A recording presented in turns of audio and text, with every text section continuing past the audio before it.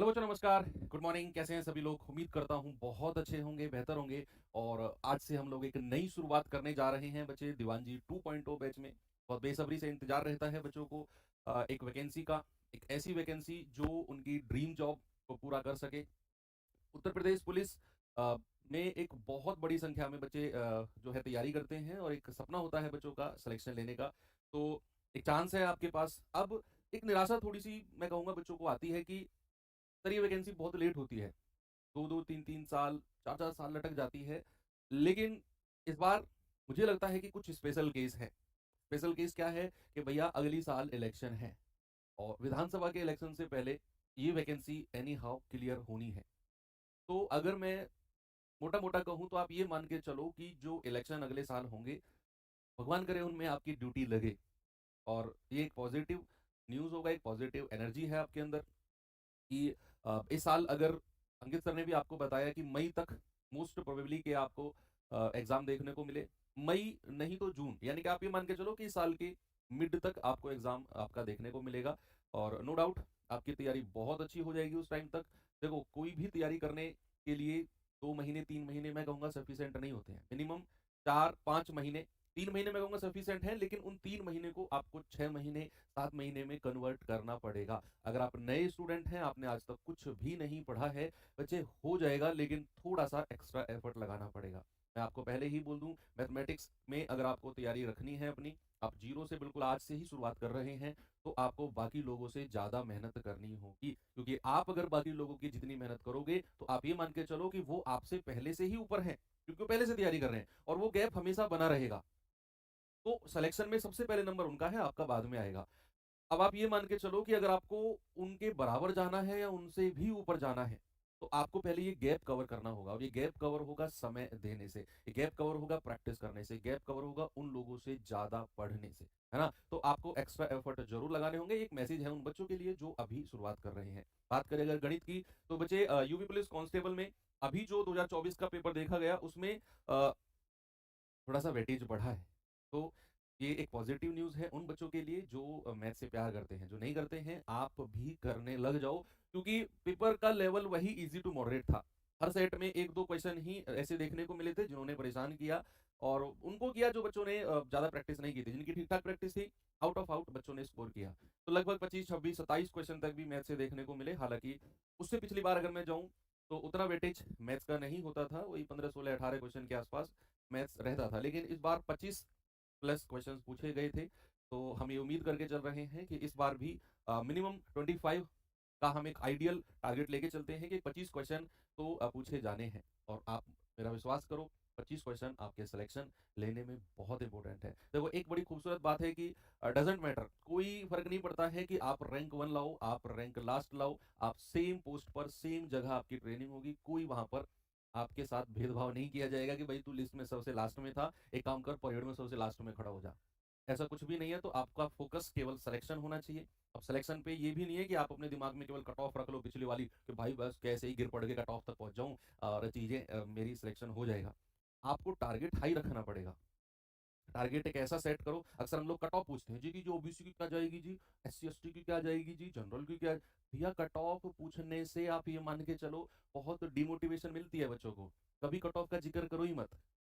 आपको अपने अंदर मोटिवेशन रखना है, तो ये पूछो कि यार आप पिछली बार सबसे हाईएस्ट स्कोर कितना था, पिछली बार सबसे हाईएस्ट टॉप 10 का स्कोर कितना था, मुझे वहां तक जाना है। बेशक आप ना पहुंचो, बेशक आपका कुछ क्वेश्चन गलत हो जाए, बेशक आपके मॉक टेस्ट में उतने स्कोर ना बन रहे हो, लेकिन टारगेट आपका वही रहना चाहिए। आप ये मत पूछो कि भाई ओबीसी की कट ऑफ क्या थी, आप ये पूछो कि ओबीसी में सबसे ज्यादा नंबर किसके थे।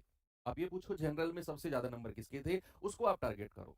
ऐसा करोगे तो आपके अंदर एक मोटिवेशन रहेगा, आपको कट ऑफ की टेंशन रहेगी नहीं। फिर कुछ लोग एग्जाम देते हैं, वो लटकते रहते हैं जी, cut off cut off cut off, और फिर उनको रातों रात नींद नहीं आती जब तक उनका रिजल्ट नहीं होता है ना? तो अभी से, आज से तैयारी आपकी शुरू हो चुकी है बच्चे। क्लासेस आपकी एक दो हो भी गई हैं। तो ये ऑलरेडी क्लास आपकी हो चुकी है, 9 बजे हिंदी की हो चुकी है, और 10 बजे आपकी क्लास रीजनिंग की भी हो चुकी है। ठीक है? तो अगर बात करूं, रेगुलर हमारा जो टाइम रहेगा बच्चे 11 बजे रहेगा। कैसे, कितने दिन में हम कोर्स को पूरा, बस आप थोड़ी देर मेरी बात सुन लो। आप प्लीज, आपके बहुत सारे क्वेश्चन दिमाग में आ रहे होंगे, उनको थोड़ी देर के लिए साइड में रखो। आज फर्स्ट क्लास है, आज मुझे बोलने दो। बाकी दिन मैं आपकी भी सुनूंगा। लेकिन उसकी कुछ कंडीशंस रहेंगी, वो डिस्कस करेंगे। आज फर्स्ट डे है, थोड़ा सा क्लास से अलग एक्स्ट्रा बातें हैं 2-3-4 मिनट की, और मैं उन्हें करके और फिर हम अपनी क्लास की शुरुआत करते हैं। 11 बजे मैथ्स के साथ आप मुझसे मिलेंगे, 1 बजे पॉलिटी या हिस्ट्री में से कुछ शुरुआत होगी, 3 बजे ज्योग्राफी या इको में से, और 5 बजे आपका यूपीजीके या फिर जो साइबर क्राइम, बड़ा भारी टॉपिक है यार ये तो, मतलब भारी मतलब नाम मुझे ऐसा लग रहा है, सोशल मीडिया कम्युनिकेशन वगैरह, और फिर स्टैटिक जीके और मानसिक अभिरुचि, 6 बजे आप लोग मिलेंगे। इसी एक एक सब्जेक्ट शुरू होंगे इनमें, जैसे जैसे वो खत्म होते रहेंगे फिर वो दूसरे वाले सब्जेक्ट जो है वो शुरू होते चले जाएंगे। ठीक है भाई, चलिए। हाँ, कोर्स की अगर मैं बात करूं बच्चे, आप कोई भी कोर्स आए उसकी शुरू की 3 क्लास डेमो आपको दी जाती है। उसका रीजन यही होता है कि आप लोग ये डिसाइड कर पाओ कि देखो, 500-600 रुपये आप अपने अगर कहीं इन्वेस्ट कर रहे हो तो बहुत बड़ी बात है ये। 500-600 रुपये, 700 रुपये, 800 रुपये बहुत कम रकम मैं नहीं कहूँगा, बहुत ज़्यादा भी नहीं कहूँगा, लेकिन एक उस स्टूडेंट के लिए जो अभी स्ट्रगल कर रहा है, जो अभी तैयारी कर रहा है, जिसके बैंक अकाउंट बैलेंस -0 पॉइंट में है, उसके लिए तो ये पैसा बहुत बड़ी बात है। उस स्टूडेंट के लिए जिसको किसी और से मांगना पड़े, जिसको पापा से कहना पड़े कि पापा कोर्स लेना है, 600 रुपये दे दो, 700 रुपये दे दो, उस स्टूडेंट के लिए मैं कहूँगा ये 700 रुपये 70,000 रुपये के बराबर है ना। ये फीलिंग आप समझ सकते हो जो मैं बोल रहा हूँ आपसे। तो आप ये 3 दिन आराम से क्लास लीजिए। आपको लगता है कि इस टीम के साथ मैं बिल्कुल बिल्कुल तैयारी कर सकता हूँ, और उसके लिए आपको खुद को भी तैयार करना होगा। उसके बाद इस शुरू की 3 क्लास आज, कल और परसों ये क्लास यूट्यूब पर रहेंगी, और उसके बाद ये क्लासेस बच्चा एप्लीकेशन पर शिफ्ट हो जाएंगी। आपको मैं वर्कशीट दूंगा रेगुलर 10 क्वेश्चन की मैथ्स में, आपको एक बोर्ड पीडीएफ मिलेगी, और क्लास आपको एप्लीकेशन पर ही अपलोड होके मिला करेगी। बस आपको मेहनत करनी है, ठीक है। चलिए, तो आज फर्स्ट डेमो है बच्चे आपका, और कैसे कोर्स को परचेज करना है। और शुरू के 3 दिन आपको 20% ऑफ में भी ये आप कोर्स ले सकते हैं, क्योंकि 3 दिन बाद अगर आप देखते हैं तो फिर ये वैलिड नहीं दिखाएगा, आपको 799 में ही बैच मिलेगा। तो शुरू के 3 दिन आप 699 में बैच को अवेल कर सकते हैं। तो बच्चे, अगर मैं आगे बढ़ूँ, कैसे कोर्स को ले सकते हैं, आप स्क्रीन शॉट ले लीजिए। तो ये आपको बताएंगे कि भैया यहाँ पे आपको 799 के बाद अप्लाई कूपन करना है, डायरेक्ट पे ऑनलाइन नहीं करना है। और अप्लाई कूपन में UPP20 करेंगे, फिर अप्लाई कूपन पे क्लिक करेंगे, तो भैया यहाँ पर पे ऑनलाइन में जाके 639 आपको कोर्स दिखा देगा। प्रॉपर आपका ऑफिशियल सिलेबस है बच्चे, ये एक बार इसका स्क्रीनशॉट ले लीजिए। इसको हमने पूरे डिटेल्ड में मैंने आपको प्रिंट करा के दे रहा हूँ, मैं आपको अभी 1 मिनट का समय दीजिए। पहले आपने स्क्रीनशॉट ले लिया आपका, हम इसको डिटेल में डिस्कस करते हैं। ये आपका सिलेबस है बच्चा, एक पेज और है।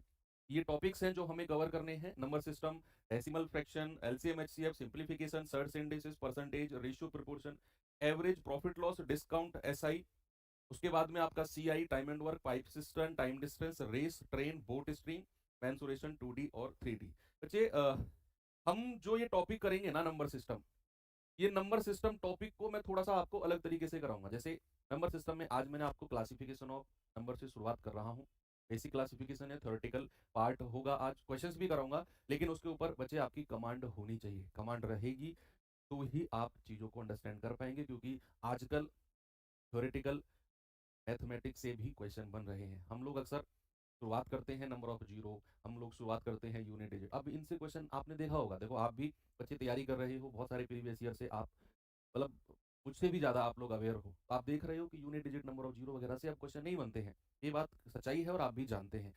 अब नंबर सिस्टम से क्वेश्चन बनेगा या तो क्लासिफिकेशन ऑफ नंबर, संख्याओं का वर्गीकरण, या बनेगा, आपने देखा होगा, डिविजिबिलिटी ऑफ रूल से, या फिर रेयरली बना तो आपका रिमाइंडर थ्योरम यानी कि शेषफल प्रमेय से बन जाएगा। बाकी number of zero, unit digit, ये सबसे क्वेश्चन अब नहीं आ रहा है। पिछले आप 8-10 साल का, 8-10 तो ज़्यादा कह रहा हूँ, 5-6-7 साल का रिकॉर्ड भी उठा के देखोगे तो आपको नहीं मिलेगा। तो हम थोड़ा सा ना स्मार्ट वे में पढ़ेंगे नंबर सिस्टम में।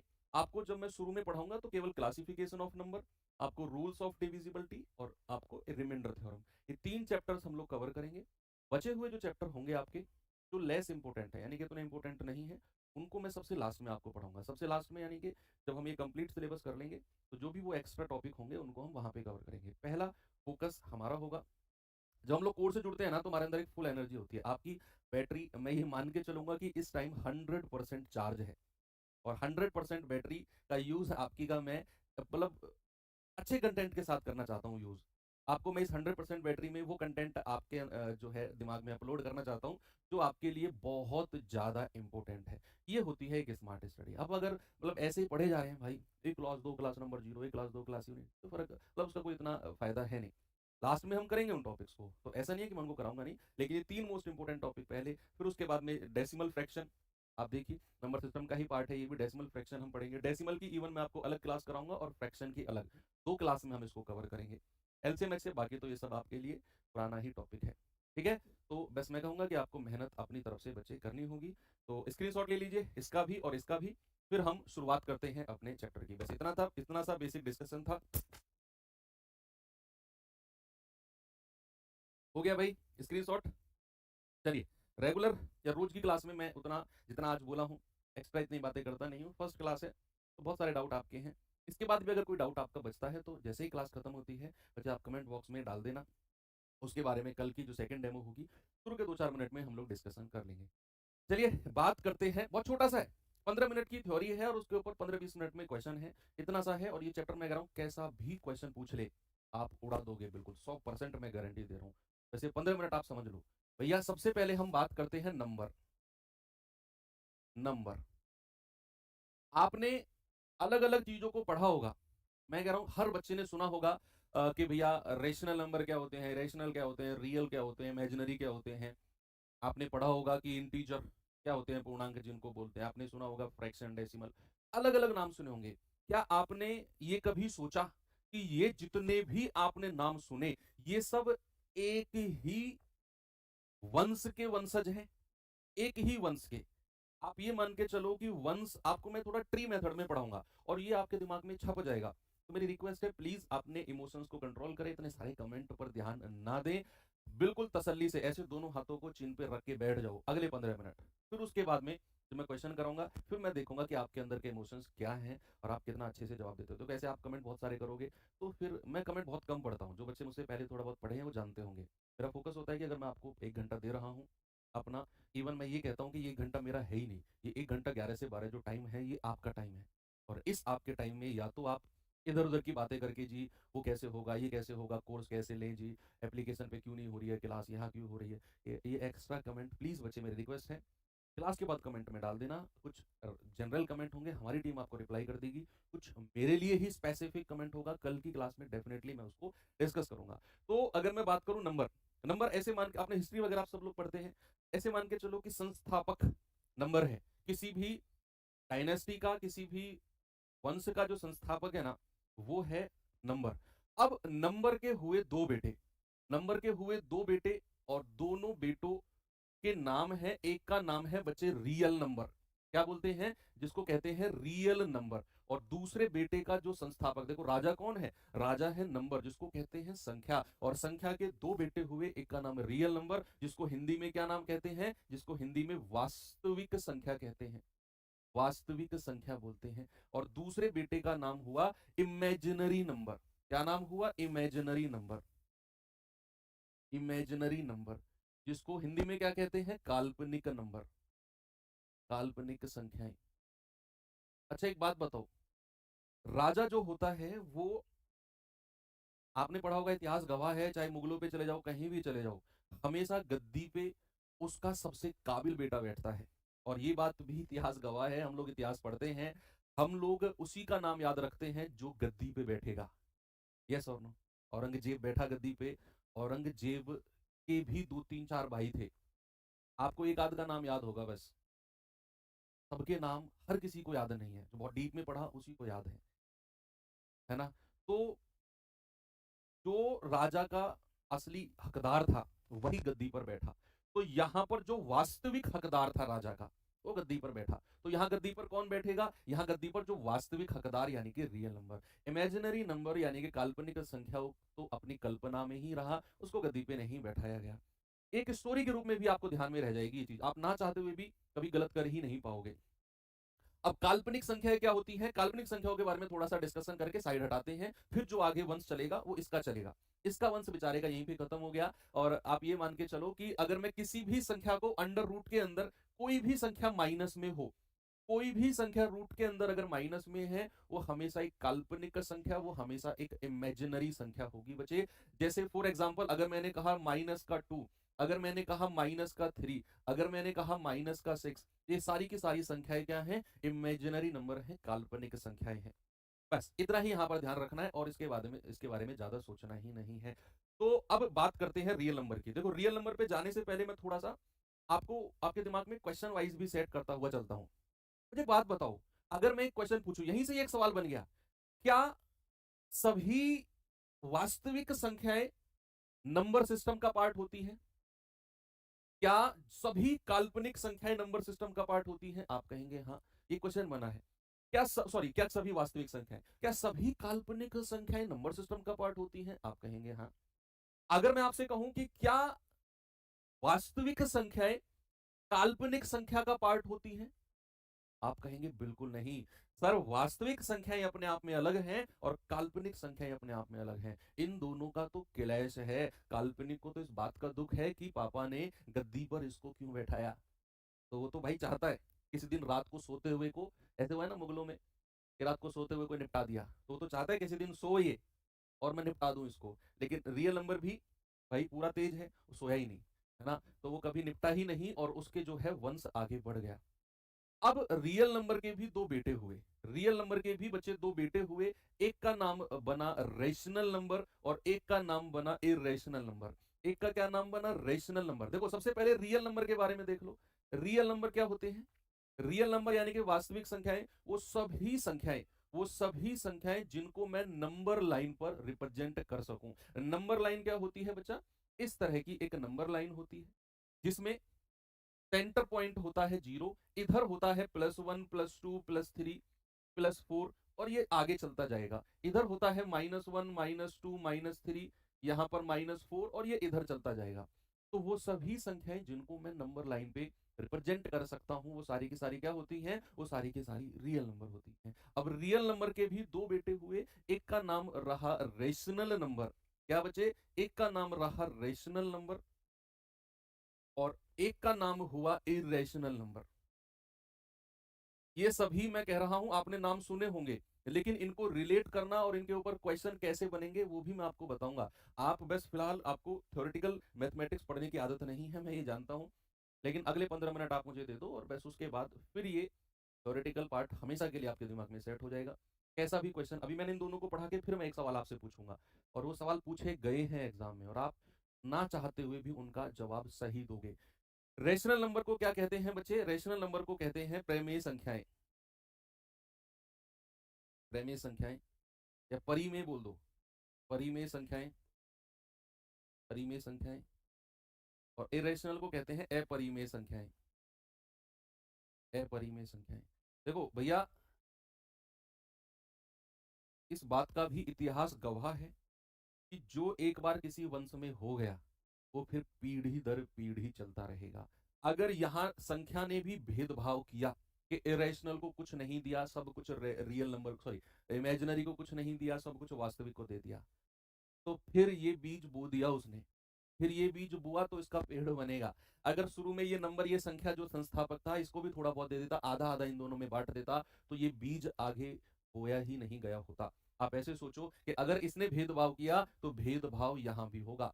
रियल नंबर के जो दो बेटे हुए, रेशनल और इरेशनल यानी कि वास्तविक और सॉरी परिमेय और अपरिमेय, भेदभाव यहां भी हुआ। यानी कि सब कुछ परिमेय को दिया गया, अपरिमेय के पास कुछ भी नहीं रहा। अपरिमेय के पास कुछ भी नहीं रहा मतलब ये आगे बढ़ा ही नहीं। आगे बढ़ा ही नहीं मतलब हमें इसके बारे में ज्यादा डिस्कशन करना ही नहीं है। तो अपरिमेय संख्याएं वो होती हैं जो रूट के अंदर ही फंस के रह जाएं, जो संख्याएं रूट के अंदर ही फंस के रह जाएं, जो रूट से बाहर कभी जीवन में निकले ही ना, तो हम उन्हें कहेंगे इरेशनल नंबर। जैसे √2 हो गया, √3 हो गया, √5 हो गया, √11 हो गया।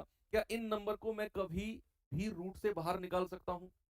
कभी नहीं निकाल सकता। तो ये संख्याएं बच्चे हमारी क्या होंगी? इरेशनल यानी कि अपरिमेय संख्या होंगी। इनके बारे में इतना ही पढ़ना है क्योंकि इसको कुछ दिया ही नहीं गया। अब सब कुछ, सारी संपत्ति दे दी गई किसको? रेशनल नंबर को। तो भैया आगे जो कुनबा बढ़ेगा वो किसका बढ़ेगा? रेशनल यानी कि परिमेय का। सबसे पहले समझते हैं परिमेय संख्या क्या होती है। आप कहेंगे सर वो संख्याएं जिनको p/q की फॉर्म में लिख दिया जाए, यानी कि जिन संख्याओं को हम अंश और हर, जिन संख्याओं को हम अंश बटा हर यानी कि हम न्यूमरेटर अपॉन डिनोमिनेटर की फॉर्म में, की फॉर्म में, की फॉर्म में लिखा जा सके, उन संख्याओं को हम क्या कहेंगे? उन संख्याओं को हम कहेंगे बच्चा रेशनल नंबर यानी कि परिमेय संख्याएं। वो सभी नंबर जिनको p/q की फॉर्म में लिखा जा सके, all that numbers are called परिमेय संख्याएं। अब रेशनल नंबर को भी मैं आगे बढ़ने से पहले एक चीज आपसे मैं पूछना चाहूंगा, एक क्वेश्चन, और मैं कह रहा हूं कि आप ना चाहते हुए भी जवाब दोगे। मुझे एक बात बताना, क्या सभी रेशनल नंबर, यस और नो में जवाब चाहिए मुझे आपका, क्या सभी परिमेय संख्याएं वास्तविक संख्या होती हैं? क्या सभी परिमेय संख्याएं वास्तविक संख्या होती हैं? ये एक रीजनिंग टाइप का क्वेश्चन बन गया और ये पूछे गए हैं सवाल। क्या सभी परिमेय संख्याएं वास्तविक संख्या होती हैं? यस और नो? यस, बिल्कुल सही आप कह रहे हैं कि सभी परिमेय संख्याएं रेशनल यानी कि वास्तविक। भाई आप ऐसे मान के चलो कि वास्तविक के ही दो बेटे हैं, परिमेय और अपरिमेय। अगर मैं कहूंगा कि क्या सभी परिमेय संख्याएं वास्तविक हैं, बिल्कुल है जी, बिल्कुल है, कि भैया ये इसी का ही तो पार्ट है, ये इसी का ही तो पार्ट है। अगर मैं आपसे कहूंगा क्या सभी अपरिमेय संख्याएं वास्तविक होती हैं, क्या सभी अपरिमेय संख्याएं वास्तविक होती हैं, आप कहेंगे हाँ जी सर। सभी अपरिमेय संख्याएं भी वास्तविक होती हैं, बेशक उसको कुछ नहीं दिया गया, लेकिन बेटा तो इसी का रहेगा, वो बेटा तो इसी का रहेगा। अब मेरा तीसरा क्वेश्चन है जिसका जवाब शायद कुछ लोग ही सही दे पाए। मेरा क्वेश्चन है कि क्या सभी वास्तविक संख्याएं परिमेय हैं? क्या जितनी भी वास्तविक संख्याएं हैं वो सारी की सारी परिमेय होती हैं क्या? बोलो, क्या सभी वास्तविक संख्याएं परिमेय हैं? भाई मैं मानता हूं और हम लोग मानते हैं कि वास्तविक संख्या का स्पेशल झुकाव, स्पेशल प्यार था परिमेय के साथ। उसने संपत्ति उसको दी, उसको राजगद्दी उसको दी। इसका मतलब ये थोड़ी है कि अपरिमेय उसका बेटा नहीं रहेगा। तो क्या ये बोलना सही रहेगा कि क्या सभी वास्तविक संख्याएं परिमेय हैं? इसका क्या होगा? नहीं, गलत। तो सभी वास्तविक संख्याएं परिमेय नहीं है, कुछ वास्तविक संख्याएं अपरिमेय भी होती हैं, है ना? तो ये चीज आपको थोड़ा सा देखना है। अगर मैं क्वेश्चन, ये क्वेश्चन पूछे गए हैं, मेरी तरफ से क्वेश्चन नहीं है, ये मैं पूछ रहा हूं तो मैंने देखे हैं। मैं पूछूं कि क्या सभी परिमेय संख्याएं, चलो और आगे बढ़ते हैं तब पूछूंगा वो सवाल।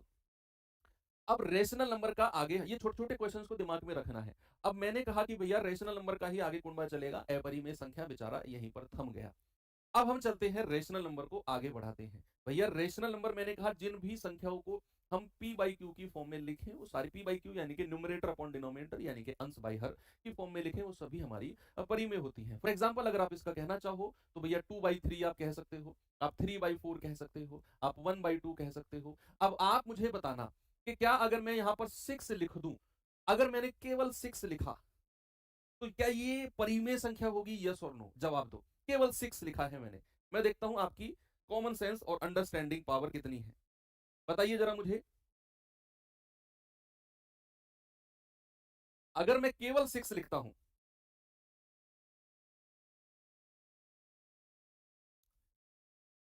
यस, देखो कुछ लोग गलत कह रहे हैं अब भी। बच्चे कोई भी नंबर अगर आपने लिखा है, अभी आपको इसके मैं पार्ट्स पढ़ाऊंगा ना, जब आप समझ जाओगे। कोई भी संख्या आप लिखते हो भैया, उसके बटे में आप 1 कर सकते हो। किसी भी प्राकृतिक संख्या, किसी भी नेचुरल नंबर के बटे में, अपॉन में, डिनोमिनेटर में 1 लिख सकते हो, ये इससे कोई फर्क नहीं पड़ेगा। तो भैया अगर इसके बटे में 1 लिखा तो हम कहेंगे जी हाँ ये भी एक परिमेय संख्या है। ओके, तो ये कुछ एग्जांपल हैं इसके। अब भैया परिमेय के 3 हिस्से हुए, यानी कि 3 बेटे या 3 संतान हुई परिमेय की। और अब चीजें थोड़ी सुधर गई, देखो समय के साथ चीजें सुधर जाती है ना। कब तक कट्टरपंथी चलेगी, कब तक वही पुरानी प्रथाएं चलेंगी?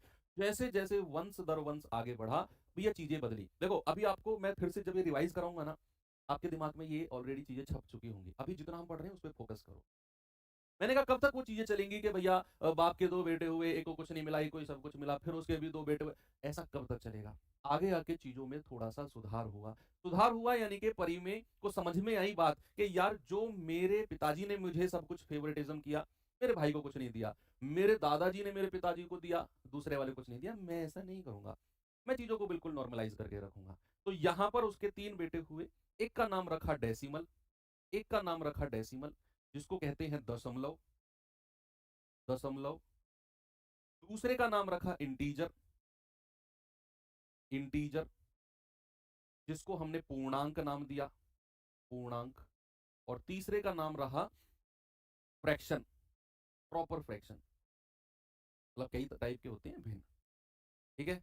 तो भैया यहां पर रेशनल नंबर यानी कि परिमेय संख्या को थोड़ी सी बातें समझ में आई कि भैया ऐसा नहीं चलेगा, ऐसे तो मैं अपने आने वाले जो मेरा वंश होगा मैं उसमें क्यों खामखा दुश्मनी का बीज बोऊं यार। तो उसने कहा कि जितने भी मेरी संतानें होंगी ना, मैं तीनों में बराबर बराबर प्रॉपर्टी को बांटूंगा। प्रॉपर्टी को बांटने का इन द सेंस यहाँ पर है कि तीनों को बराबर इज्जत मिलेगी, यानी कि तीनों के ऊपर बराबर गहन अध्ययन होगा। यहां पर हमने इरेशनल को पढ़ा ही नहीं, यहां पर हमने काल्पनिक को पढ़ा ही नहीं, क्योंकि उनको इज्जत ही नहीं मिली, उनको प्रॉपर्टी नहीं मिली। अब यहां पर रेशनल नंबर के तीन बेटे डेसिमल, इंटीजर और फ्रैक्शन हुए, इनके बारे में हमें पढ़ना पड़ेगा, क्योंकि इनको मिली है फुल इज्जत।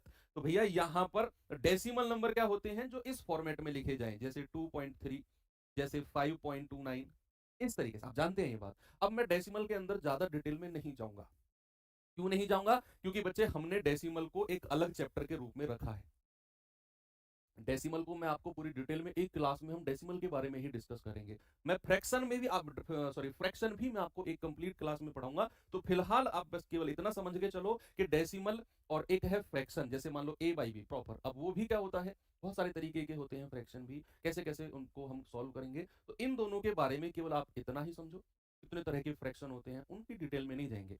अभी आने वाली क्लासेस में हम उनको पढ़ेंगे, फिलहाल इनको यहीं पे रोको। बस ये मान के चलो कि इनके बारे में हमें स्टडी करना है। फिर आता है इंटीजर, ये तीसरा पार्ट है।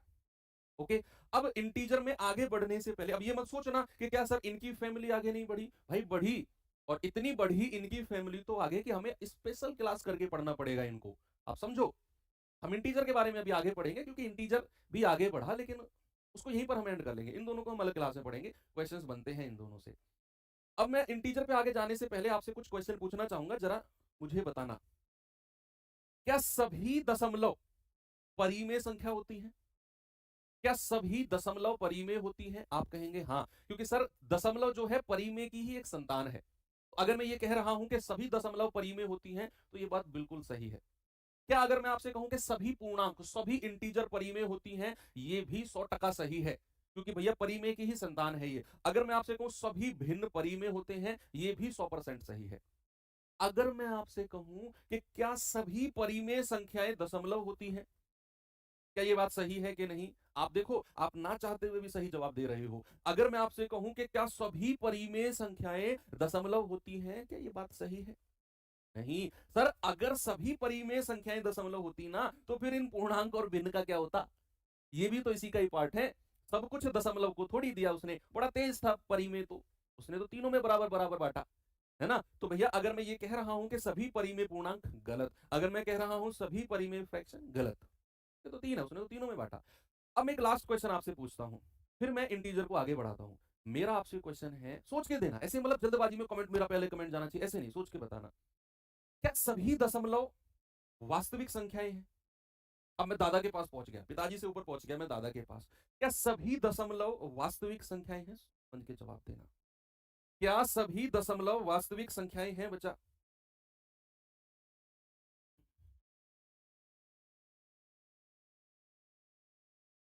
आप कहेंगे यस, क्योंकि भैया दशमलव परिमेय संख्या का पार्ट है और परिमेय वास्तविक का है, तो सभी दशमलव वास्तविक संख्याएं होंगी। क्या सभी पूर्णांक वास्तविक हैं? बिल्कुल है, क्योंकि पूर्णांक परिमेय का पार्ट है और परिमेय इसका पार्ट है। क्या सभी भिन्न वास्तविक संख्याएं हैं? बिल्कुल होंगी, क्योंकि भिन्न इसका पार्ट है और ये इसका पार्ट है।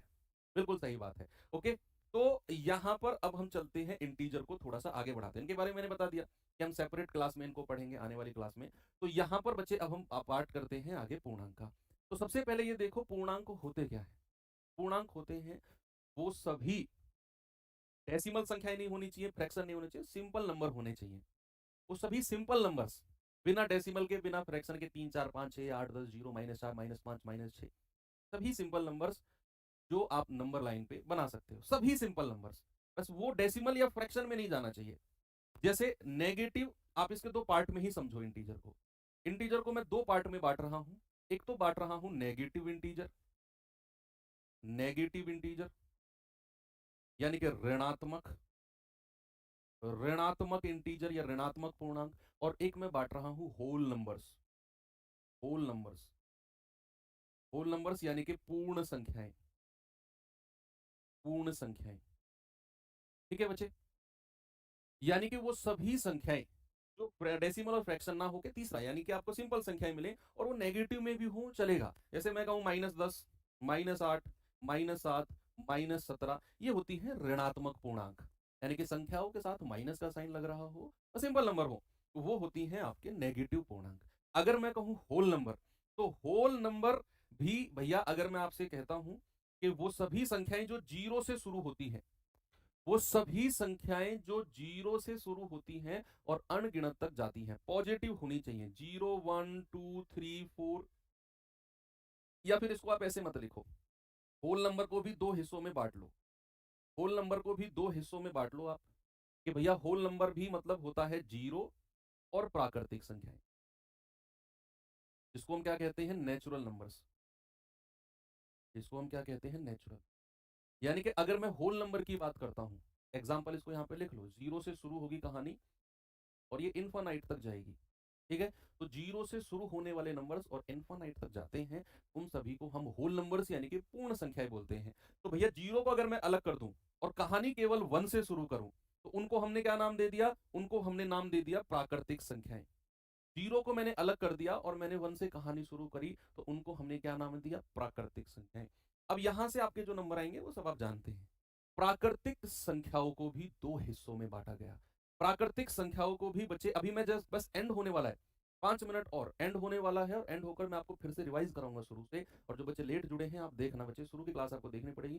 जो शुरू से जुड़े हैं बच्चे, आप ये फील करेंगे कि चीजें दिमाग में सेट हो चुकी है। फिर उसके बाद मैं आपको 8 10 12 क्वेश्चन भी कराऊंगा इनके ऊपर, जिनके जवाब आप मुझसे पहले दे रहे होंगे। तो प्राकृतिक संख्याओं को भी बच्चे दो हिस्सों में बांटा गया। एक है आपका इवन नंबर, क्या है, इवन, जिसको हमने बोला सम संख्याएं। और एक है आपका ऑड नंबर, एक है आपका ऑड नंबर जिसको हमने नाम दिया विषम संख्याएं। और एक तीसरा हिस्सा भी आप इसका बांट लो, एक है आपका प्राइम नंबर, जिसको हमने क्या नाम दिया, अभाज्य संख्याएं। अभाज्य संख्याएं यानी कि प्राइम नंबर। तीन हिस्सों में नेचुरल नंबर्स को यानी कि प्राकृतिक संख्याओं को बेसिकली बांटा गया। अगर मैं सबसे पहले बात करूं इवन नंबर क्या होता है, वो सभी संख्याएं जो 2n यानी कि जो 2n की फॉर्मेट में हो, या फिर अगर मैं बिल्कुल सिंपल लैंग्वेज में कहूं तो वो सभी संख्याएं जो दो के द्वारा विभाजित हो जाएं, all that numbers which are divisible by 2। जो संख्या दो से कट जाए वो संख्या हमारी इवन नंबर होती है। जैसे फॉर सपोज मैंने कहा 2 4 6 8 10, इस तरीके से सभी संख्याएं जो दो से कट जाएं, दो के टेबल में आती हूं, तो सभी संख्याएं हमारी इवन होती है। एक स्पेशल केस और स्टार बना के लिख लो, स्टार बना के लिखेंगे कि जो ये जीरो होता है ना, ये जीरो भी एक सम संख्या होती है। जीरो भी क्या होता है बच्चे, एक सम संख्या यानी कि इवन नंबर होता है, क्योंकि दो दो के गैप में चलती है। भाई 10 एक इवन नंबर है, 2 माइनस करो 8, 2 माइनस करो 6, 2 माइनस करो 4, 2 माइनस करो 2, और 2 में से 2 माइनस करोगे क्या मिलेगा, जीरो। यानी कि दो के गैप में चलने वाली संख्या और जो दो से डिविजिबल हो, इवन है, सम है, तो भैया जीरो भी एक सम संख्या है। ये भी एक क्वेश्चन बना है, तो इसे स्टार बना के लिख लेना। तो यहां पर अगर मैं ऑड नंबर्स की बात करता हूं, ऑड नंबर्स यानी कि विषम संख्याओं की बात करता हूं, तो वो सभी संख्याएं जो दो से ना कटें, जो आप ऐसे लिखो, जो 2n+1 के फॉर्मेट में हो, जो 2n+1 के फॉर्मेट में होती हैं वो सभी ऑड नंबर्स होते हैं। जैसे 1 3 5 7 9, इस तरह की सभी संख्याओं को हम क्या बोलते हैं, ऑड नंबर यानी कि विषम संख्याएं बोलते हैं। अभाज्य संख्या क्या होती है, प्राइम नंबर्स क्या होते हैं, ये थोड़ा सा आपको देखना है। भैया प्राइम नंबर्स के बारे में हालांकि मैं आपको आगे भी पढ़ाऊंगा, प्राइम नंबर्स के बारे में पढ़ेंगे बच्चे हम आगे चल के भी, जब मैं एलसीएम एचसीएफ आपको पढ़ाऊंगा, तो वहां भी मैं प्राइम नंबर्स यानी कि अभाज्य संख्याओं का डिस्कशन करूंगा। तो अभाज्य संख्या क्या होती है, प्राइम नंबर क्या होते हैं बच्चे, जिनके केवल केवल दो फैक्टर हो, केवल दो गुणनखंड, केवल दो गुणनखंड यानी कि ओनली टू फैक्टर्स। भैया दो गुणनखंड का मतलब क्या होता है कि जो अभाज्य संख्या होती है ना, वो केवल दो संख्याओं से ही कटती है। जैसे मैंने आपसे कहा 6, अब 6 किस किस संख्या से कटेगा, भाई एक से तो कटेगा, एक से सब कटती है, दो से भी कटेगा, दो तिया 6, तीन से भी कटेगा, तीन दूनी 6, और खुद 6 से भी कटेगा, 6 एकम 6। इसके तो चार चार फैक्टर हो गए भैया, तो क्या 6 अभाज्य संख्या होगी, नहीं, क्योंकि मैंने कहा अभाज्य संख्या तो केवल दो गुणनखंड यानी कि दो ही संख्या से कटेगी। और वो दो संख्या कौन सी होंगी, वो दो संख्या यानी कि दो गुणनखंड होंगे, एक तो 1 और एक खुद वही संख्या, यानी कि एक तो 1 और एक खुद वही स्वयं वही सेल्फ नंबर, खुद अपने आप की संख्या, उसको हम कहते हैं दो गुणनखंड, एक तो 1 और एक सेल्फ, उसको कहते हैं हम लोग अभाज्य संख्याएं, प्राइम नंबर्स। फॉर एग्जाम्पल सबसे छोटी अभाज्य संख्या होती है 2, सबसे छोटा है, the smallest prime number is 2, सबसे छोटी अभाज्य संख्या 2, फिर आएगी 3, फिर आएगी 5, फिर आएगी 7, फिर आएगा 11, फिर आएगा 13, और इस तरीके से अभाज्य संख्याएं आप आराम से निकाल सकते हैं। सबसे कंफ्यूजन वाली बात होती है, बच्चा अक्सर यही करेगा 2 3 5 7 9 11, वो तो भैया अलग केस हो जाते हैं। यहां पर आपको वो संख्या ढूंढनी है जो केवल दो फैक्टर दे। देखो जैसे मैंने कहा 2, अब 2 है, या तो 1 से कटेगा या खुद 2 से कटेगा। मैंने कहा 5, या तो 5 1 से कटेगा या खुद 5 से कटेगा। मैंने कहा 13, 13 या तो 1 से कटेगा या खुद 13 से कटेगा। आपको दो दो फैक्टर ही केवल मिलने वाले हैं। ओके, तो ये था बच्चे आपका ट्री। अब मैं आपको दोबारा से इसका रिवीजन कराता हूं, ठीक है? दोबारा से इसका रिवीजन करते हैं बच्चे। तो जो लोग शुरू से जुड़े हुए हैं, आप पेन साइड में रख दो और अब मेरे साथ जल्दी से 2 मिनट के अंदर रिवीजन करते हैं, और फिर मैं आपको कुछ स्पेशल पॉइंट बताकर 8-10 क्वेश्चन करा दूंगा और ये क्लास बच्चे यहीं पर एंड हो जाएगी। हमने सबसे पहले पढ़ा नंबर। मैंने कहा एक वंश है जिसका संस्थापक कौन है? नंबर यानी कि संख्या। और नंबर के दो बेटे हुए, रियल और इमेजिनरी। बन गई ना स्टोरी दिमाग में, यानी कि वास्तविक और काल्पनिक। सारी प्रॉपर्टी, सब कुछ, राजगद्दी, सब शोहरत दौलत किसको मिला? वास्तविक संख्या को। इमेजिनरी को कुछ नहीं मिला, उसका वंश आगे बढ़ ही नहीं पाया। तो भैया काल्पनिक संख्या को हम यही रोक देंगे। वो सभी संख्याएं जिनके रूट के अंदर नेगेटिव हो, जिनके दिमाग के अंदर नेगेटिव थॉट चलते हैं ना, वो लोग कभी जीवन में कुछ कर ही नहीं पाते। तो इसके दिमाग में नेगेटिव थॉट था, ये अपनी कल्पनाओं में था, तो ये आगे बढ़ ही नहीं पाया। वास्तविक संख्या यानी कि जो लोग वास्तव में रियल होते हैं वही लोग आगे बढ़ पाते हैं। तो भैया रियल के दो बेटे, रियल को यानी कि वो सभी संख्याएं जो नंबर लाइन पे हम रिप्रेजेंट करते हैं, रियल नंबर होते हैं। रियल के दो बेटे हुए, रेशनल और इरेशनल, परिमेय और अपरिमेय। अपरिमेय को भी कुछ नहीं मिला, क्योंकि ये वो संख्याएं जो रूट के अंदर हो। देखो ये तो रूट के अंदर माइनस वाली है, ये रूट के अंदर प्लस वाली संख्याएं, और वो संख्या जो रूट से जीवन में बाहर निकल ही ना पाए, वो संख्या होती है हमारी इरेशनल नंबर। क्या होती है? इरेशनल नंबर होती है। रेशनल का वंश आगे चला, 3 लोगों में या 3 संतान रेशनल की हुई। रेशनल वो सभी संख्याएं जिनको हम पी बाई क्यू की फॉर्म में बना सके, वो संख्याएं हमारी रेशनल होती हैं। बच्चे रेशनल 3 हिस्सों में बांटा गया। एक है डेसिमल, इंटीजर और फ्रैक्शन। डेसिमल को हम अलग चैप्टर के रूप में पढ़ेंगे, इंटीजर सॉरी फ्रैक्शन को हम अलग चैप्टर के रूप में पढ़ेंगे। तो हमने इंटीजर को आगे एक्सप्लेन किया, ये भी बहुत बड़े बड़े एक्सप्लेन होंगे आगे जब हम पढ़ेंगे इनके बारे में। तो भैया इंटीजर के दो बेटे हुए, एक है नेगेटिव इंटीजर और एक है होल नंबर। नेगेटिव इंटीजर या फिर इंटीजर के बारे में मैं कहूंगा जो संख्या सिंपल हो, यानी कि डेसिमल वगैरह की या फ्रैक्शन की ना हो, सिंपल नंबर 2 3 4 5 10 12 -2 -3 -4 0, वो सभी इंटीजर होते हैं। तो इंटीजर है नेगेटिव, सिंपल संख्याओं के साथ नेगेटिव साइन। और होल नंबर होता है 0 से और 1 2 3 4 यानी कि आगे इन्फानाइट तक। तो होल नंबर यानी कि पूर्ण संख्याओं को दो हिस्सों में बांटा, जीरो को अलग कर दिया और प्राकृतिक संख्याओं को अलग कर दिया। प्राकृतिक संख्याएं वो संख्याएं जो 1 से शुरू होती हैं बच्चे और इन्फानाइट तक जाती हैं। प्राकृतिक, प्राकृतिक को 3 हिस्सों में बांटा, एक इवन यानी कि सम, एक ऑड यानी कि विषम, और एक अभाज्य यानी कि प्राइम। इवन नंबर जो 2n की फॉर्म में लिखे जाए, जो संख्या 2 से कट जाए, इवन होती है। स्टार में मैंने लिखा कि 0 भी एक सम संख्या है, याद रखना है इस बात को। विषम संख्या जो संख्याएं 2n+1 के फॉर्मेट में लिखी जाए, यानी कि 1 3 5 7, इस तरीके से, जो 2 से ना कटे, ऐसे आप समझ सकते हो। अभाज्य संख्याएं जिसके केवल 2 गुणनखंड हो, यानी कि वो संख्याएं जो केवल 2 संख्याओं से डिवाइड हो, या तो 1 और या फिर खुद अपने आप से, और किसी से डिवाइड ना हो, वो संख्याएं प्राइम होती हैं। तो भैया मैंने कहा ये कुछ एग्जांपल्स लिखे, इनके दो दो संख्या के दो दो फैक्टर्स हैं। अब मैं आपको कुछ स्पेशल पॉइंट लिखवाने वाला हूं, कुछ स्पेशल पॉइंट। सबसे पहला स्पेशल पॉइंट है कि अगर आप सम संख्या को, किसी भी इवन नंबर को दूसरी इवन नंबर के साथ या तो जोड़ते हो या घटाते हो, किसी भी सम संख्या को दूसरी सम संख्या के साथ जोड़ते हो या घटाते हो, तो आपको कौन सी संख्या मिलेगी जरा मुझे बताना। आपकी बेसिक अंडरस्टैंडिंग में चेक करता हूं। अगर आप किसी भी अगर आप किसी भी विषम संख्या को, बच्चे अगर आप किसी भी ऑड नंबर को दूसरी विषम संख्या के साथ या तो जोड़ते हो या घटाते हो, तो आपको क्या मिलता है? यानी कि किसी भी ऑड नंबर को आप दूसरे ऑड नंबर के साथ जोड़ते हो या घटाते हो, तो आपको कौन सी संख्या मिलेगी? और तीसरा कि अगर आप किसी भी विषम संख्या को, किसी भी ऑड नंबर को दूसरे सम संख्या के साथ, यानी कि इवन नंबर के साथ जोड़ते हो या घटाते हो, तो आपको क्या मिलेगा? जरा मुझे इस बात का थोड़ा सा जवाब दे दो, थोड़ी सी नॉलेज बखेरो अपनी मेरे ऊपर। बताइए जल्दी से जवाब। देखो बच्चे याद रखना, किसी भी सम संख्या को मैं दूसरी सम संख्या में जोड़ूंगा, हमेशा मुझे सम संख्या मिलेगी, ऑलवेज इवन नंबर मिलेगा। कोई भी दो सम संख्या को, आप कोई भी एग्जांपल ले लो, रफ कॉपी उठाओ, पेन उठाओ, कोई भी एग्जांपल ले लो, आप दो सम संख्या को जोड़ते हो या घटाते हो, ऑलवेज रिमेंबर आपको सम संख्या मिलेगी। कोई भी दो विषम, कोई भी दो ऑड नंबर को या तो जोड़ो या घटाओ, हमेशा आपको सम यानी कि इवन नंबर ही मिलेगा। ऐसे फिलो फिलो में विषम मत कह देना, इसको सम ही मिलेगा। कोई भी दो विषम संख्याओं को या तो जोड़ो या घटाओ, ऑलवेज आपको एक इवन नंबर मिलेगा। लेकिन अगर अपोजिट, किसी भी विषम संख्या में या तो सम को जोड़ते हो या घटाते हो, हमेशा आपको विषम मिलेगा, ऑलवेज आपको ऑड नंबर मिलेगी, यानी कि ये बड़े इंपॉर्टेंट पॉइंट है, बहुत इंपॉर्टेंट।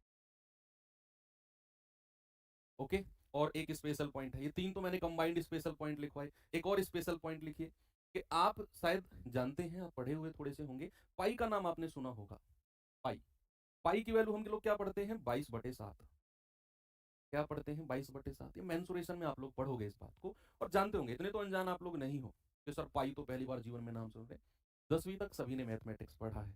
तो पाई ये एक स्पेशल केस है, याद रखना। पाई जो होता है एक आपका अपरिमेय होता है। क्या होता है, अगर आपके पास आए कि पाई क्या है, ये क्वेश्चन भी बना है कि पाई क्या है, इर्रेशनल नंबर है।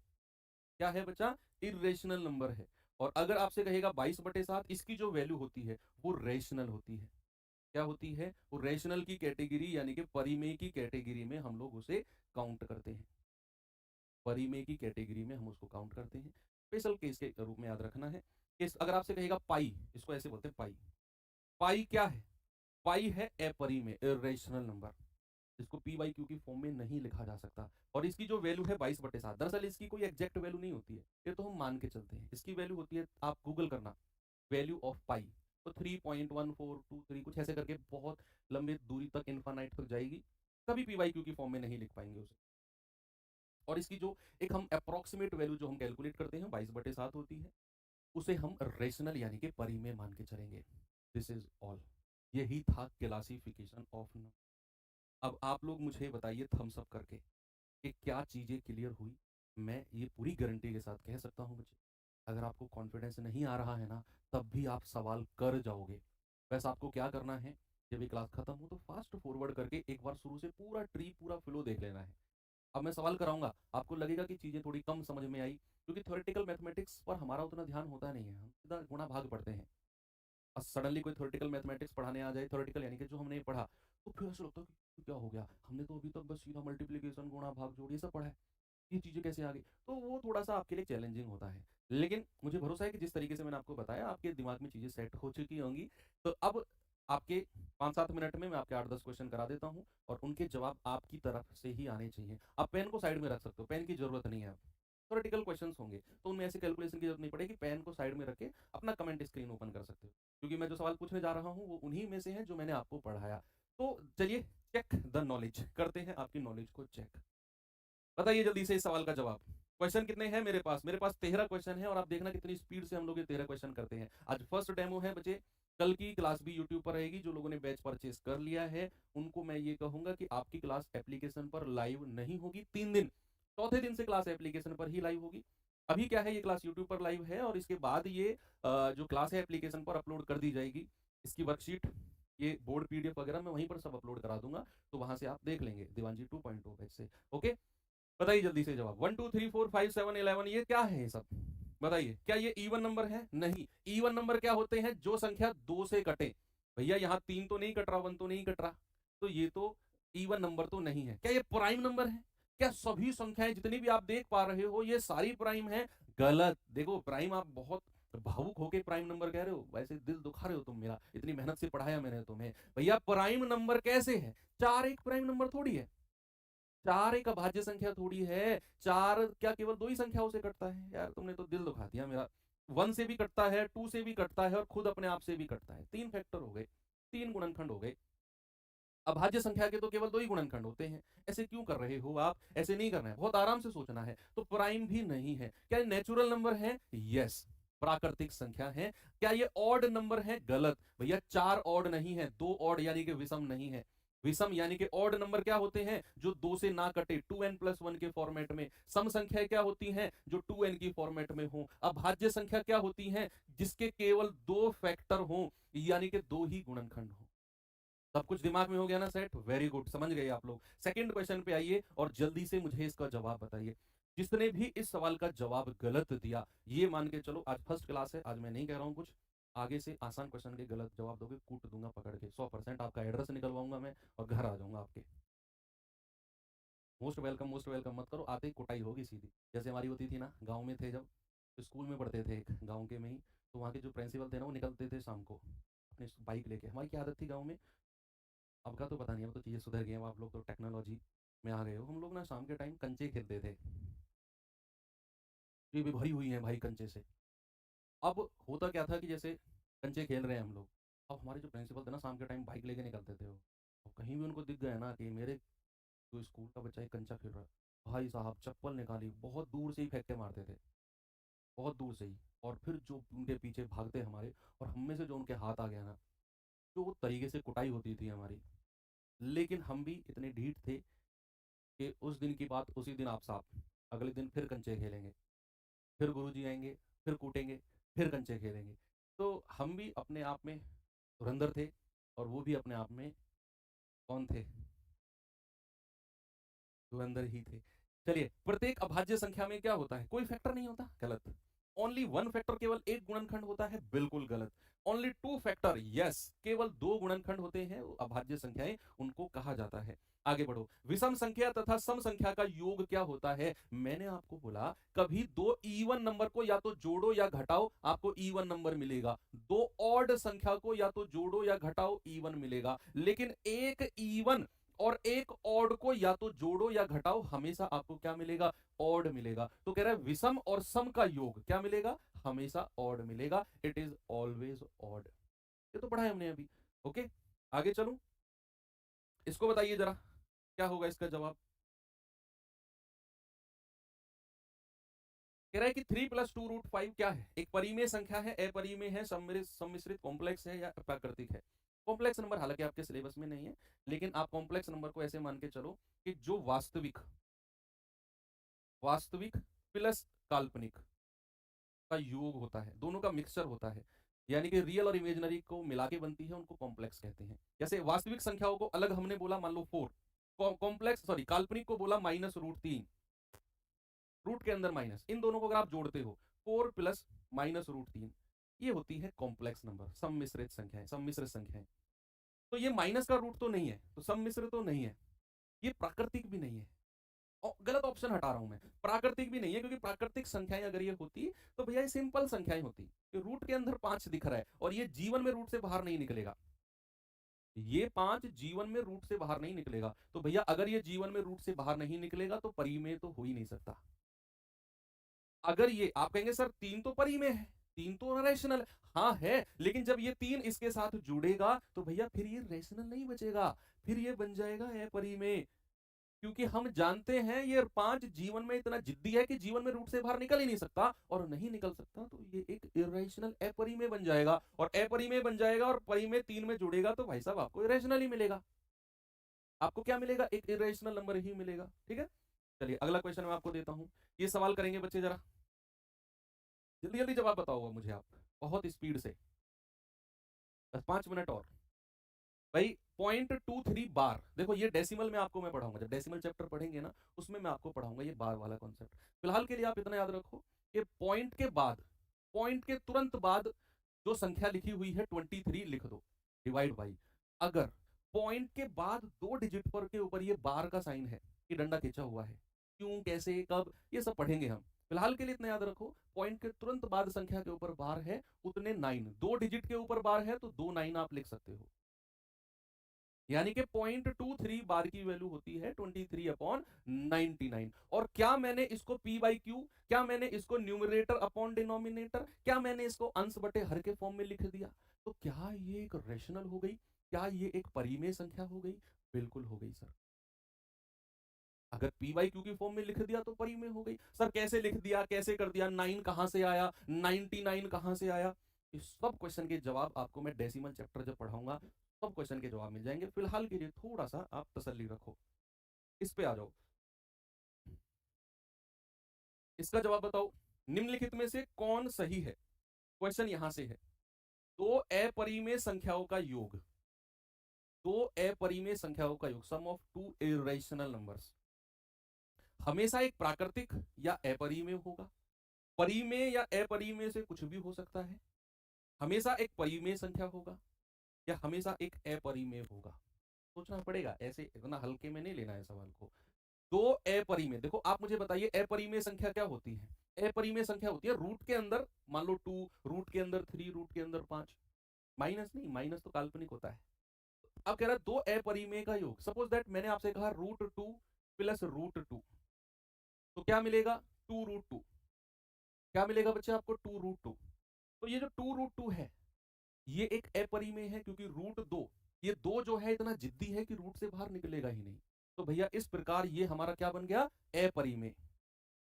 क्या बन गया, अपरिमेय। आप भावुक होके ऑप्शन डी जवाब दे रहे हो, गलत है, हमेशा अपरिमेय नहीं होगा। अभी मैं अगला एग्जांपल आपको देने वाला हूं। आप क्या करो, एक संख्या को मान लो √2 और एक को मान लो माइनस का √2, यानी कि ये माइनस जो है ना ये रूट से बाहर ले लो, रूट के अंदर नहीं, रूट से बाहर। अगर आप इन दोनों को ऐड करते हो तो भैया इन दोनों को जरा ऐड करना, तो माइनस और प्लस मिलके क्या बन जाएगा, माइनस बन जाएगा। तो क्या मिलेगा, 0। भाई उसने बोला कि दो अपरिमेय का योग, तो अपरिमेय मैं मानता हूं कि भैया रूट के अंदर कोई भी संख्या जो रूट से बाहर ना निकले तो अपरिमेय होती है। तो मैंने कहा √2 प्लस √2, 2√2 अपरिमेय है। मैंने कहा ऐसा भी तो हो सकता है एक संख्या √2 है और दूसरी माइनस बाहर और √2 है। अगर आप इन दोनों को प्लस करोगे ये तो 0 आएगा, यानी कि हमेशा प्राकृतिक नहीं, 0 प्राकृतिक नहीं होता है। तो मे बी रेशनल और इरेशनल, या तो परिमेय होगा या फिर अपरिमेय। ये लेटेस्ट में पूछा गया क्वेश्चन है, बिल्कुल लेटेस्ट में। ठीक है, तो मैंने कहा इतने हल्के में नहीं लेना है क्लासिफिकेशन ऑफ नंबर को भी। तो इसको बताइए जरा, जल्दी से जवाब बताइए मुझे इसका क्या होगा। सवाल है, यदि n एक प्राकृतिक संख्या है, if n is a natural number, then √n क्या होगा। भाई उसने कहा n एक प्राकृतिक संख्या है, प्राकृतिक संख्या यानी कि 1 से शुरू होके 3 और ये डॉट डॉट डॉट इन्फानाइट तक जाएगा। तो कह रहा है कि √n क्या होगा, √n, √n। तो √n क्या हमेशा प्राकृतिक होगा, गलत। क्यों भैया, अगर आप √2 कर दो, √3 कर दो, क्या ये प्राकृतिक संख्या बनेगी। क्या ये 3 जीवन में रूट से बाहर आ सकता है, नहीं। तो ऑप्शन ए तो गलत हो गया, ऑप्शन एलिमिनेट कर रहा हूं मैं। हमेशा एक परिमेय होगा। परिमेय का मतलब होता है जिन संख्या को मैं p/q की फॉर्म में लिख दूं, जिन संख्या को अंश बटे हर की फॉर्म में लिख दूं। तो क्या मैं अगर √2 कह दूं तो क्या ये √2 कभी p/q की फॉर्म में लिखा जाएगा ना, हमेशा अपरिमेय होगा। ये आप फिर भावुक हो गए बच्चे, आप फिर गलत जवाब दे रहे हो। भैया आप केवल √2 और √3 को देखकर ऑप्शन सी कह रहे हो। ये प्राकृतिक संख्या में 16 भी तो कहीं आएगा भाई, 16, 25, 9 ये भी तो कहीं आते हैं। तो √9, √16, √25, भैया √9 कितना होता है 3, √16 कितना होता है 4, √25 कितना होता है 5। तो निकल आए रूट से बाहर, तो हमेशा अपरिमेय कैसे हो जाएगा, √n की वैल्यू हमेशा अपरिमेय कैसे हो जाएगा, गलत। 3 ऑप्शन गलत, चौथा सही। या तो एक प्राकृतिक संख्या मिलेगा या फिर एक अपरिमेय होगा, यानी कि या तो इस तरीके से प्राकृतिक संख्या निकल के आएंगी या फिर रूट के अंदर ही फंस के रह जाएंगी। तो या तो प्राकृतिक संख्या या अपरिमेय। ये सोचकर करने वाले क्वेश्चन है, जो आप बहुत जल्दी से एबीसी एबीसी जवाब दे रहे हो ना, इतने जल्दबाजी में सवाल के जवाब देने वाले क्वेश्चन नहीं है ये। इसका जवाब बताओ जल्दी से मुझे, इसका जवाब, ये 3 कुछ नहीं है, √16 ही है। √16 एक क्या है, बताएंगे जल्दी से, √16 एक क्या है। आप कहेंगे √16, भाई √16 रूट के अंदर नेगेटिव वाली संख्या तो नहीं है। क्या ये √16 की वैल्यू रूट से बाहर आ सकती है, बिल्कुल आ सकती है सर, 4। भाई √16 की वैल्यू बाहर आ गई 4 के रूप में, तो यहां हम कहेंगे सर अपरिमेय ना, काल्पनिक ना, पूर्णांक, हाँ पूर्णांक हो सकता है, अभाज्य भी नहीं है। पूर्णांक इंटीजर, इंटीजर को तुमने तो भागों में बांटा, नेगेटिव भी होते हैं पॉजिटिव भी होते हैं। तो 4 इज ऑल्सो ए इंटीजर। 4 एक क्या है, एक इंटीजर ही है। ओके बच्चे, तो यहां पर आपका जवाब होगा पूर्णांक यानी कि इंटीजर। इसमें बताइए जरा, देखो डरना मत, बहुत आसान क्वेश्चन है। कह रहा है -√16, अगर मैं रूट के अंदर माइनस लिख दूं, दिमाग में सेट कर लो, काल्पनिक होगा हमेशा, हमेशा इमेजिनरी ही होगा अगर आप रूट के अंदर माइनस लिख लेते हो तो। ऑप्शन ढूंढो, केवल काल्पनिक, या तो वास्तविक, नहीं यह है ना तो वास्तविक है ना सम्मिश्रित है, हटाओ। यह एक वास्तविक संख्या, हटाओ। यह एक वास्तविक संख्या नहीं है बल्कि एक सम्मिश्रित संख्या है।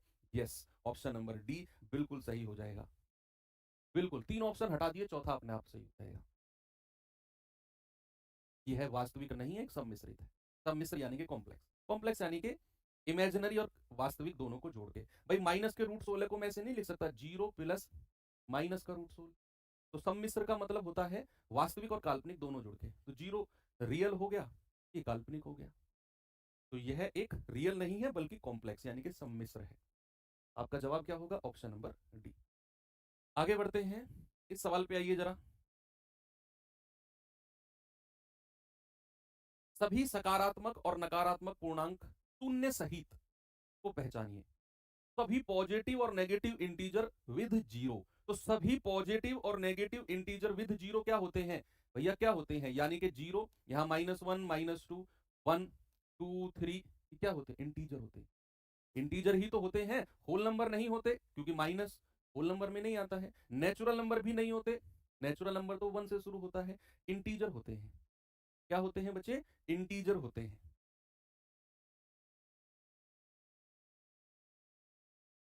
yes. बात क्लियर है? ओके, आगे चलते हैं। रेशनल भी होते हैं।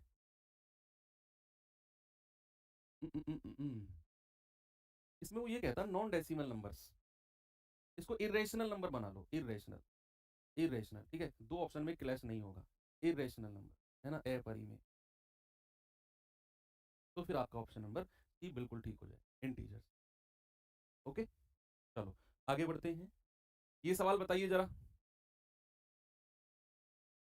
कह रहा है किस संख्या सेट की जोड़ी में समान तत्व है। बस एक क्वेश्चन और है और क्लास खत्म। Which pair of the natural number has the same element? Whole number and natural number including zero. पूर्ण संख्या और प्राकृतिक संख्याएं, प्राकृतिक संख्या और पूर्णांक, rational number and real number, complex number and real number. सवाल समझ में आया? क्या कह रहा है, फिर से पढ़ो। कह रहा है किस संख्या सेट की जोड़ी में समान तत्व होते हैं। समान तत्व, समान तत्व यानी कि सेम नंबर। ऑप्शन कह रहा है प्राकृतिक संख्या और पूर्णांक, क्या इनमें समान तत्व होते हैं, क्या इनमें समान तत्व होते हैं? आपसे कह रहा है पूर्ण संख्या और प्राकृतिक संख्या जिसमें जीरो भी शामिल है। पूर्ण संख्या अलग रखो और प्राकृतिक संख्या जिसमें जीरो भी शामिल है। एक ऑप्शन बिल्कुल करेक्ट है भाई। पूर्ण संख्या क्या होती है, जीरो से शुरू होती है, 1 2 3 4 आगे तक जाती है। और कह रहा है प्राकृतिक संख्या जिसमें जीरो भी शामिल है, यानी कि प्राकृतिक संख्या तो 1 से शुरू होती है, लेकिन वो कह रहा है जीरो भी शामिल है, तो जीरो भी शामिल कर लो। क्या ये सेम संख्याएं बन गई? तो ऑप्शन बी बिल्कुल सही हो जाएगा। कह रहा है सेम एलिमेंट होने चाहिए। किस संख्या सेट की जोड़ी में समान तत्व है, यानी कि पूर्ण संख्या 0 1 2 3 4 5 6 7 8 9 जीरो से शुरू होना है। और कह रहा प्राकृतिक संख्या जिसमें जीरो भी शामिल हो, तो प्राकृतिक संख्या 1 2 3 4 5 6 7 8 9 और जीरो और लगा दिया, तो ये तो पूर्ण संख्या ही बन गई। तो दोनों में समान तत्व मिलेंगे, यानी कि ऑप्शन नंबर बी मेरा बिल्कुल ठीक हो जाएगा। ओके, चलिए लास्ट क्वेश्चन आपको होमवर्क के लिए दे रहा हूं, सोच समझ के मुझे कमेंट बॉक्स में जवाब बताना। बच्चे हम थोड़ी सी स्पीड को मेंटेन करके रखेंगे। ओके, मैं बहुत स्पीड से, ऐसा भी नहीं है बहुत स्पीड से जाऊंगा। ये क्वेश्चन मैंने थोड़ी सी स्पीड से इसलिए कराए क्योंकि मैंने आपको कॉन्सेप्ट बहुत आराम से और बहुत डिटेल में पढ़ाया। जो बच्चों को ये लग रहा होगा कि सर बहुत स्पीड से चल रहे हो, तो प्लीज आप इस क्लास को एक बार दोबारा देखना, आपको लगेगा अरे नहीं हम गलत थे, कॉन्सेप्ट आराम से पढ़ा, क्वेश्चन तो फिर इसमें पेन उठाने वाले क्वेश्चन थे ही नहीं। और उन लोगों को स्पीड ज्यादा लगेगी जो लोग लिख रहे हैं। लिखना तो मैथ में बिल्कुल ये मान के चलो अवैध है। मैथ्स में आपके पास केवल रफ कॉपी और पेन होना चाहिए। मैं गारंटी से कह रहा हूं कि आपको मैं अगले 3 महीने में मैथ सिखा दूंगा 100%। वैसे एक भरोसा रखना होगा। अगर भरोसा नहीं है, ऐसे डामाडोल वाला सिस्टम है दिमाग में, क्या हो रहा है, कैसे हो रहा है, क्या चल रहा है, जो करा दिया 2-4 क्लास छोड़ दी बीच में, तो प्लीज आप बैच ना लें अगर आप इस मेंटेलिटी के साथ हैं। बैच वही बच्चा ले जिसने बिल्कुल दृढ़ संकल्प कर लिया है कि यार ये 3-4 महीने मुझे पूरा डेडिकेशन के साथ पढ़ाई करनी है, और वही बच्चा जुड़े क्लास में। मैं बहुत मेहनत करूँगा क्लास में, ये मेरा वादा है, और आप इस वादे के साथ जुड़े कि आप खुद बहुत मेहनत करेंगे। कल सेकंड डेमो के साथ हम लोग मिलेंगे, और मुझे भरोसा है कि आप लोग पक्का बहुत सारी मेहनत करने वाले हो, और पूरी सीरियसनेस के साथ एक वैकेंसी अपनी पक्की करने वाले हो। तो मेरे कल मुलाकात होगी बच्चे, second demo. Thank you, have a good day, जय हिंद।